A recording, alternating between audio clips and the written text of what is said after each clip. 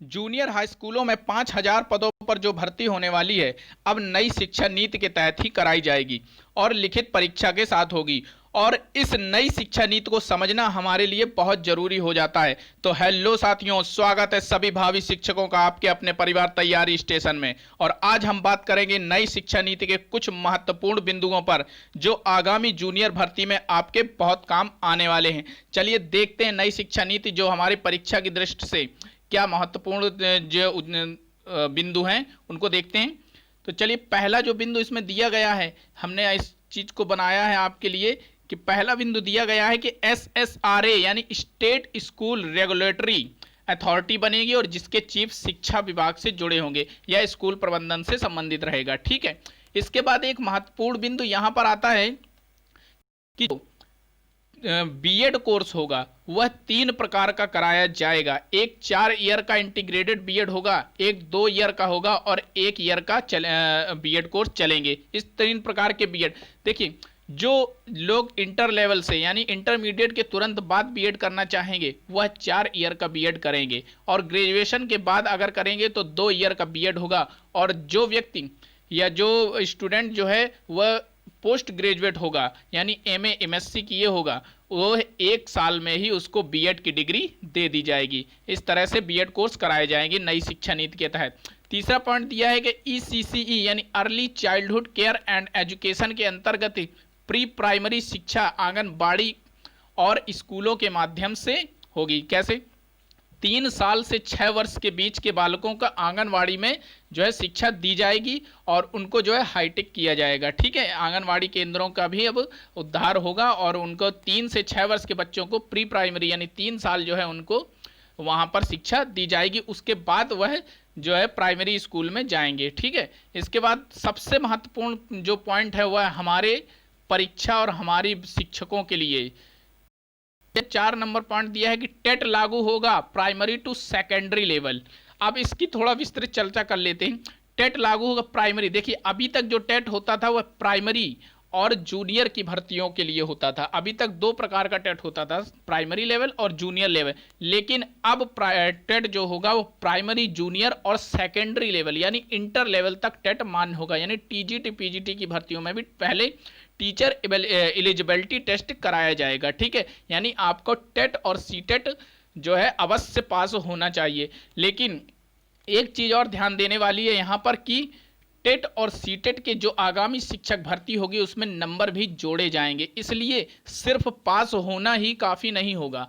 इसके लिए आपको अधिक से अधिक नंबर अर्न करने पड़ेंगे। ठीक है, तो टेट और सीटेट में ज़्यादा से ज़्यादा नंबर लाने पड़ेंगे क्योंकि उसके नंबर जो है शिक्षक भर्ती में जोड़े जाएंगे, तब जाके एकेडमिक के नंबरों के साथ में जो है वो मेरिट बनाई जाएगी। ठीक है, और इसी के साथ जो है जो नई शिक्षा नीति जो बनी है इसके हिसाब से टेट और सीटेट का जो लेवल होगा, अभी तक जो लेवल होता था उससे थोड़ा सा और हाई किया जाएगा। टेट का लेवल जो है, जो समिति बनाई गई थी कस्तूरी रंगन समिति, उसने भी कहा है कि टेट का लेवल थोड़ा हाई बनाया जाएगा जिससे योग्य शिक्षक प्राप्त हो सकें और क्वालिटी एजुकेशन को ध्यान रखते हुए जो है टेट और सीटेट का जो लेवल होगा उसे थोड़ा सा और हाई बनाया जाएगा। ठीक है, तो यह बिल्कुल तो आपको जो है टेट और सीटेट पर अब पूरी तरह से ध्यान देना होगा अगर आपको अगली शिक्षक भर्ती में जो है फाइनल सिलेक्शन पाना है। तो टेट और सीटेट में आपको अधिक से अधिक नंबर लाने होंगे। ठीक है, अगला जो पॉइंट है वह देखते हैं। इसी के साथ हम आपको बताना कि हमारे चैनल पर टेट और सीटेट का बैच चलाया जा रहा है और जो है रेगुलर आपको क्लास मिल रही हैं। जो पुरानी क्लास हो चुकी हैं उनको आप देख सकते हैं, मैंने डिस्क्रिप्शन में जो है उनका लिंक दे दिया है और इसके बाद आपको आई बटन पर भी वहां पर सारे वीडियोस मिल जाएंगे। आप उनको देखिए और रेगुलर क्लासेस करते रहिए। ठीक है, जिससे आपका जो है सीटेट जो है आसानी से अच्छे नंबरों से निकल जाएगा। ठीक है, और इसके बाद 5वां देखते हैं। 5वां पॉइंट जो दिया है कि शिक्षकों को गैर शैक्षणिक कार्यों से हटाया जाएगा, सिर्फ चुनाव ड्यूटी लगेगी, बीएलओ ड्यूटी से शिक्षक हटेंगे और इसी के साथ एमडीएम से भी शिक्षक हटेंगे। यानी कि अब शिक्षकों से कोई भी दूसरा कार्य नहीं कराया जाएगा, सिर्फ चुनाव के टाइम पर चुनाव ड्यूटी लगाई जाएगी। और बहुत से काम शिक्षकों को करने पड़ते हैं जिसकी वजह से पढ़ाई बाधित होती थी, तो पढ़ाई बाधित ना हो तो इसलिए अब बीएलओ ड्यूटी भी उनकी नहीं लगाई जाएगी और एमडीएम का कार्य भी अब दूसरा जो है कोई कर्मचारी देखेगा, यानी कि अभी तक जो शिक्षक ही एमडीएम का कार्य स्कूल में देखते थे, अब शिक्षक का काम होगा सिर्फ पढ़ाना। ठीक है, अगला छठवां पॉइंट दिया है कि स्कूल में एसएमसी और एसडीएमसी के साथ एससीएमसी यानी स्कूल कॉम्प्लेक्स मैनेजमेंट कमेटी बनाई जाएगी। इसके बाद शिक्षक, सातवां पॉइंट है कि शिक्षक नियुक्ति में डेमो स्किल टेस्ट और इंटरव्यू भी शामिल होंगे। महत्वपूर्ण पॉइंट है हमारे दृष्टि से कि शिक्षक नियुक्ति में डेमो स्किल टेस्ट और इंटरव्यू भी शामिल होंगे। लेकिन देखिए अभी कंफर्म नहीं है कि यह प्राइमरी लेवल पर भी, प्राइमरी और जूनियर लेवल पर भी होगा। देखिए ये टीजीटी पीजीटी के लिए तो ठीक है, लेकिन क्योंकि अभी भी सरकार ने अभी हाल ही समूह ग और ग्रुप सी और ग्रुप डी की भर्तियों से इंटरव्यू को पूरी तरह समाप्त कर दिया है, तो उसका भी उल्लंघन हो जाएगा। देखते हैं आगे। अभी देखिए बिल्कुल हम कंफर्म नहीं कह सकते इस चीज़ को कि इंटरव्यू होगा या नहीं होगा, क्योंकि शिक्षा नीति का जो ड्राफ्ट आया उसमें इसका कोई पूरी तरह से जिक्र नहीं दिया गया है। ठीक है, तो इस तरह उसको भ्रष्टाचार को मिटाने के लिए इंटरव्यू को ख़त्म किया गया था। लेकिन क्या प्राइमरी लेवल पर होगा? मुश्किल है कि प्राइमरी लेवल पर हो, ऐसा नहीं हो सकता।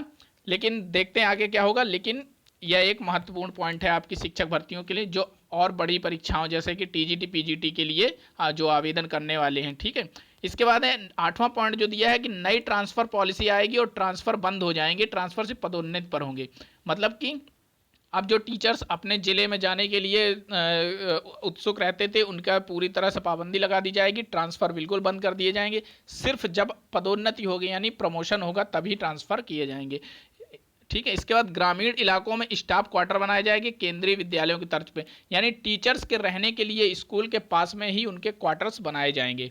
ठीक है, अगला वो है आरटीई, यानी कि आरटीई को कक्षा 12 तक तथा 18 वर्ष की आयु तक लागू। आरटीई यानी राइट टू एजुकेशन, यानी शिक्षा का अधिकार। शिक्षा का अधिकार जो अभी तक एक जो था वह 6 से 14 वर्ष के बालकों को निःशुल्क और अनिवार्य शिक्षा का था, उसे उसका दायरा बढ़ाकर अब कक्षा 12 यानी 6 से 18 वर्ष किया जाएगा। 6 से न कह के अब हम कहेंगे 3 वर्ष से, क्योंकि आंगनवाड़ी केंद्रों में जो 3 से 6 की शिक्षा हो रही है उसे भी हम जोड़ेंगे। ठीक है, तो अब जो राइट टू एजुकेशन का दायरा होगा वह 18 वर्ष तक का होगा, निःशुल्क और अनिवार्य शिक्षा का। इसके बाद है 11वां पॉइंट दिया है कि मिड डे मील के साथ हेल्थी ब्रेकफास्ट भी स्कूलों में दिया जाएगा। ठीक है, अब जो अभी तक जो मिड डे मील यानी दोपहर का भोजन दिया जाता था उसके साथ अब ब्रेकफास्ट भी सुबह दिया जाएगा। इसके बाद दिया है 3 लैंग्वेज बेस्ड स्कूली शिक्षा होगी। पहला हिंदी और अंग्रेजी, उसके बाद 3 लैंग्वेज। अगर कोई व्यक्ति जो है दूसरी भाषा यानी कि जैसे कोई फ्रेंच या स्पेनिश इस तरह की भाषा भी सीखना चाहता है तो उसके लिए भी 3 लैंग्वेज बेस्ड स्कूली शिक्षा बनाई जाएगी, हिंदी, अंग्रेजी और एक और लैंग्वेज। ठीक है, उसके लिए जो है अलग से टीचर जिन्होंने डिप्लोमा या कोई डिग्री की हुई है दूसरी भाषा से, जैसे फ्रेंच, स्पेनिश, चाइनीज इस तरह की, तो उनके लिए एक सुनहरा अवसर होगा। उन्हें जो है उनके लिए भी एक अवसर निकाले जाएंगे टीचर भर्ती के लिए। तो इसके बाद देखते हैं अगला पॉइंट, फॉरेन लैंग्वेज कोर्स भी स्कूल में शुरू होंगे। ठीक है, जैसा कि अभी मैंने बताया। इसके बाद विज्ञान और गणित को बढ़ावा दिया जाएगा और हर सीनियर सेकेंडरी स्कूल में साइंस और मैथ विषय अनिवार्य होगा। साइंस और मैथ विषय जो है सीनियर सेकेंडरी यानी कि इंटर लेवल तक अनिवार्य कर दिया जाएगा। इसके बाद अगला दिया है कि स्थानीय भाषा में शिक्षा का माध्यम होगा। अगर कोई व्यक्ति जैसे कि तमिल, तेलुगु, मलयालम, उड़िया या कहीं भी स्थानीय भाषा है वहाँ की, तो उसमें जो शिक्षा का माध्यम दिया जाएगा उसे प्राइमरी लेवल पर। ठीक है, इसके बाद एनसीईआरटी पूरे देश में नोडल एजेंसी होगी, यानी कि अब पूरे देश में एनसीईआरटी की बुक्स ही चलाई जाएंगी और वही सिलेबस तय करेगी। अगला दिया है कि स्कूलों में राजनीतिक और सरकार का हस्तक्षेप लगभग समाप्त हो जाएगा और साथ में क्रेडिट बेस्ड सिस्टम होगा, जिससे कॉलेज बदलना आसान और सरल होगा और बीच में कोई भी कॉलेज बदला जा सकता है। मतलब कि अगर जैसे बालक कोई किसी विद्यालय में पढ़ रहा है और वहाँ जैसे 6 मंथ उसने कंप्लीट किए और किसी कारण जैसे उनके पिताजी का ट्रांसफ़र हो गया या किसी कारणवश वह दूसरी जगह चले गए, तो कॉलेज बदलकर वह उसी वर्ष का दाखिला वहाँ पर 6 मंथ की पढ़ाई कर सकता है। इस तरह से कॉलेज बदलना आसान होगा। ठीक है, तो हमने जो है कुछ महत्वपूर्ण पॉइंट देखे जो नई शिक्षा नीति के। लेकिन अब आगामी शिक्षक भर्ती जो जूनियर की होने वाली है 5000 पदों पर, उसके लिए यही महत्वपूर्ण है आपके लिए कि आप बिल्कुल पढ़ाई में लग जाइए, क्योंकि अब जो टेट का लेवल होगा और सीटेट का लेवल होगा वह हाई किया जाएगा और भर्ती में उसके नंबर जोड़े जाएंगे। इसलिए अगर आप पास भी कर रखें पहले से, तो अगले जो सीटेट का एग्ज़ाम आने वाला है उसकी तैयारी में और ज़्यादा जुट जाइए अच्छे से, क्योंकि उसमें अधिक से अधिक नंबर ही लाना पड़ेगा आपको। क्योंकि 5,000 शिक्षकों की भर्ती अभी देख रहे हैं, 69,000 शिक्षक भर्ती में कितनी हाई मेरिट गई है। उसके बाद तो वहाँ तो जूनियर की 5,000 शिक्षक भर्ती होगी, जिसमें बीएड और बीटीसी दोनों जो है फॉर्म भरेंगे। ठीक है, तो वहाँ पर आपको लेवल अपना ऊंचा करना ही पड़ेगा, अधिक से अधिक नंबर लाने पड़ेंगे और तैयारी में लग जाइए। बिल्कुल सेल्फ स्टडी पर ध्यान दीजिए।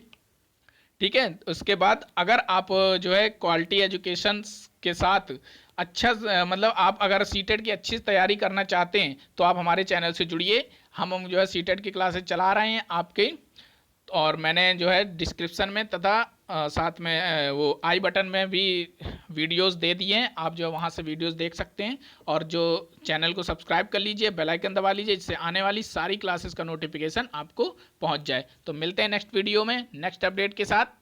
धन्यवाद। जय हिंद।